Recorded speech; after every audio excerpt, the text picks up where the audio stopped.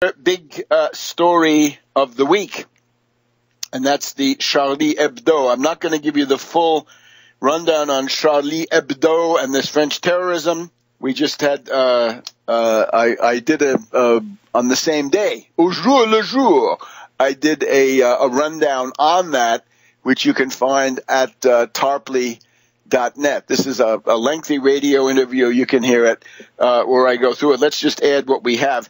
It is continuing in the sense the turmoil and the agitation in France, Germany, Netherlands, and Belgium. In particular, the town of Verviers, Verviers. Verviers. It's amazing to hear how few American or British, even worse, TV correspondents have any idea of the pronunciation of French. But there it is. We're told that there are 20 sleeper cells with 180 patsies ready to act, that there was a sleeper cell in Verviers with 3 or 4 patsies ready to go. 2 of them are now dead, 1 wounded but captured.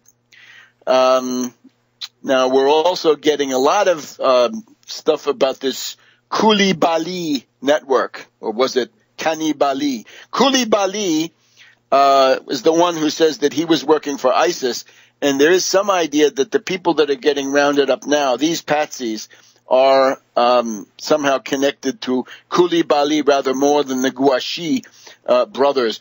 However, the Gouachi brothers have the imprimatur of Awlaki, the CIA lackey.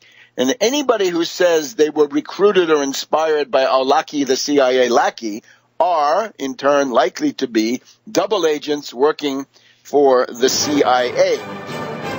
And there's an attempt to somehow set up a rivalry between AQAP in Yemen and the ISIS. That is an ape theater, as we'll get back to in a minute. Friday the 16th of January, as we're taping.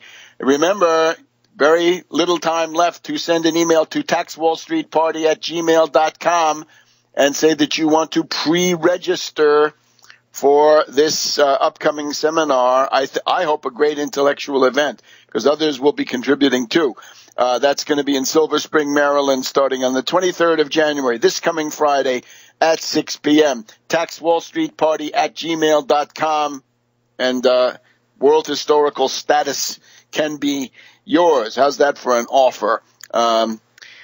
Now, as we were saying, Awlaki, the CIA lackey, is just that. He's the CIA lackey. People he recruits become CIA double agents. And, of course, he's been killed, at least so we're told, 4 years ago, but his incendiary tapes live on.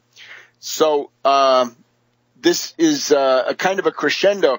You have to ask yourself, why? Well, the why is sort of what I was saying here at the beginning. The entire financial system and world strategic situation, I think, is tending to get out of the hands of the Anglo-American zombie bankers, Wall Street, City of London, and so forth, when we have things like Belarus taxing flight capital, Russia breaking the rules and putting in informal exchange controls and capital controls.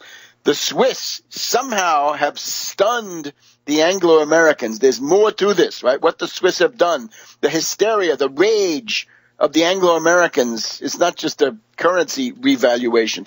The State of the Union, things will be going on there. Draghi, will it work, right? The QE that he's coming up with. The Greek vote, that's a big one, right? That's a direct political challenge. That's what they fear most, and so forth. And then this constant, what can we say? The water torture, right? Radio Shack is going to be bankrupt. The principal casinos of Atlantic City are bankrupt. Caesar's Palace in Las Vegas is bankrupt. These are strange straws in the wind. So there it is. In particular, I think the people behind these terror attacks, in other words, terrorist controllers, right? The people who steer the moles, the patsies, and the technicians, they want to put a chill on political activity, political protest. One example, out of the state of Ohio, we're getting a parade of psychotic patsies FBI patsies, people who have been quite obviously worked on, duped, manipulated by fast-talking FBI double agents, right? Entrapment agents. And the idea is that out of Ohio, we're getting this parade of patsies who are all angry at the Republicans, angry at Boehner, angry at the reactionaries who run the House of Representatives and now indeed the Senate. So we have Boehner's bartender, right? Bartender Mike, who calls Boehner's wife and says that he was the bartender and that he had had plenty of time, plenty of opportunities to administer a Mickey Finn to Boehner, and he wished he had, but now he was going to come and attack him otherwise, right? So in other words, a completely mentally impaired, psychotic individual. So that's one, and then they round him up.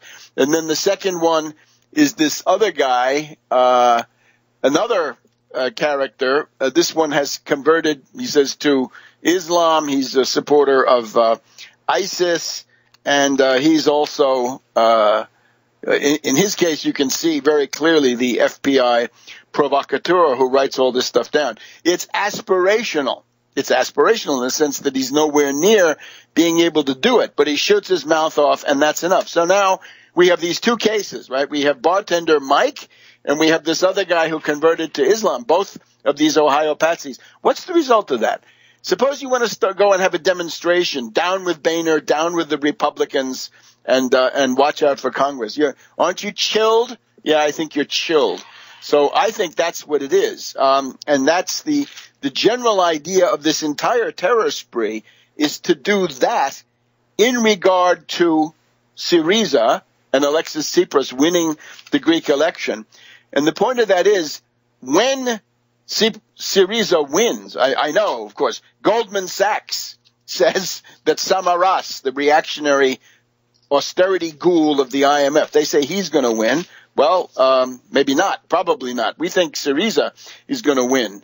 We want you to go out and vote for Syriza, by all means. Any person of goodwill, help them any way you can, with your vote, with your money, with publicity, anything you can do. Do it. And when that happens, there's quite likely to be a labor upsurge in Europe. In other words, the long-suffering European labor movement, the unions in Europe, which are, at least on paper, still formidable organizations, they might now say, okay, enough is enough. If the Greeks can do it, we can do it too. So the idea is that what you're doing is chilling that response in advance, right? You're trying to suppress a mass strike upsurge before it happens. Now, let's also just go back. The principal reasons for the Charlie Hebdo. It is the interview given by Hollande to France Inter, the 2 days before, that is to say on Monday, January 5th, Hollande had proclaimed to France Inter that he had been in contact with Putin, that he had talked to Putin about the status of Crimea and Ukraine, that Putin is not going to annex the eastern Ukrainian cities, Donetsk, Lugansk, and these areas. That is not Putin's goal, he says Hollande.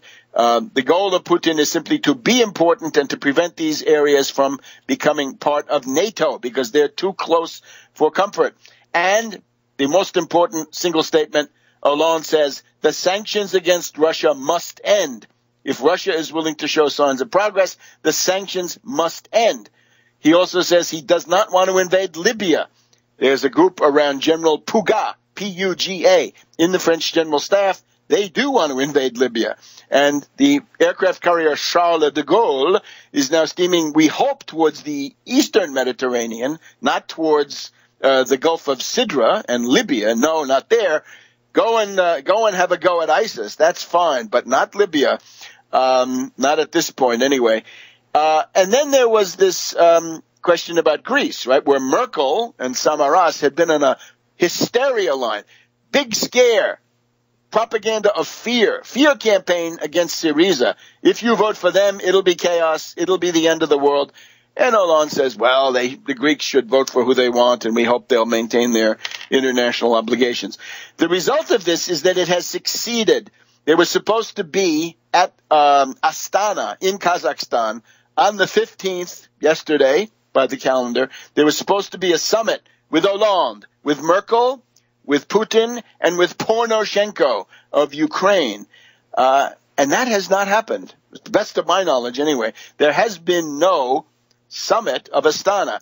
The fact that there wouldn't be one was announced by Merkel on that Sunday, right? The same day with that procession and all the stuff about that. Merkel was there, and she apparently extracted from Hollande the idea that the conditions were not ripe to have that meeting. That meeting was going to be, I think, a turning point against the sanctions regime. In other words, a repudiation of Kerry and Obama and their sanctions against Russia. But the meeting has not happened. So it's a success. Now, remember, this is geopolitical terrorism. I'm afraid I have to advance my contention that I very well may be the world's leading expert in this matter, right? Going from the Moro case of 1978 down through 9/11 synthetic terror made in USA down to the present day. Geopolitical terrorism is how NATO disciplines its alliance. Remember General de Gaulle? He bucked NATO, 30 assassination attempts. Aldo Moro was going to detach Italy from the Western Bloc, or indeed overcome the division into blocks. Kidnapped and murdered, 1978. Even this Breivik affair, the Breivik affair had to do with the bombing of Libya. Norway was going to drop out. If Norway dropped out, Holland was going to drop out. So Breivik kills the sons and daughters of the ruling party. And now Hollande says on Monday the sanctions must end, and Wednesday Paris explodes into terrorism, and it's still going on. And whenever you see things in Belgium, Netherlands, elsewhere, the smaller NATO states are being disciplined. Back in a minute.